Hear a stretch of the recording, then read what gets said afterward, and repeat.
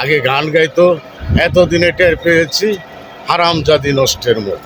আর এখন গানের কলি পাল্টিয়ে বলছে এখন এতদিনে টের পেয়েছি ওই হারামজাদারা নষ্টের মুখ। আর কারণ কি জানেন?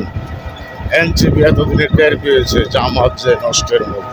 জামাতের যেটা আমির, জামাতের নেতা ডাক্তার শফিকে 47 থেকে 71 এই পর্যন্ত যে অপরাধ করেছে সেই অপরাধের জন্য ক্ষমা চাচ্ছে। ভুল করেছে তারা ক্ষমা চাচ্ছে। তোমরা জনগণের কাছে ক্ষমা চাচ্ছ কেন? যাদের কাছে ভুল করেছ এই 71-এ লুটপাটে, নারী নির্যাতন, মেয়েদেরকে, মাদেরকে দর্শন করেছ, যাদেরকে দর্শন করেছ তাদের কাছে গিয়ে তোমরা ক্ষমা চাইবে। এই দেশের জনগণ তোমাদেরকে ক্ষমা করবে না।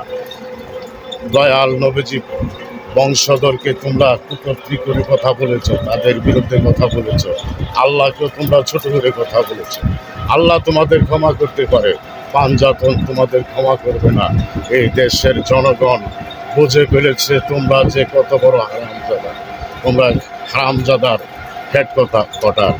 তোমরা এই পর্যন্ত এই যে আওয়ামী লীগ সরকার পতনের পরে যে অপরাধ করেছ, দর্শন, শিশু দর্শন, বলাৎকার, মাদ্রাসার ছেলে মেয়েদেরকে দর্শন, বলাৎকার যে অপরাধ তোমরা করেছ, সেই অপরাধের ক্ষমা কেমতের আগ পর্যন্ত তোমরা পাইবে।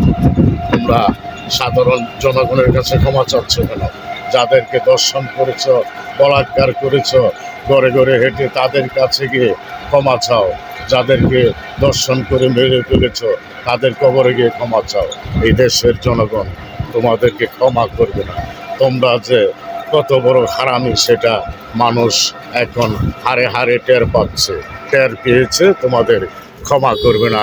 দেশের জনগণ তোমাদেরকে এই এমপি পদে ভোট দিবে না। তোমরা ভালো হয়ে যাও। তোমরা আর এই যে 100-র উপরে মাজার ভেঙেছ আল্লাহর অলিগণের, তোমরা আল্লাহর অলিগণের কাছে ক্ষমা আছে। আসসালামু আলাইকুম।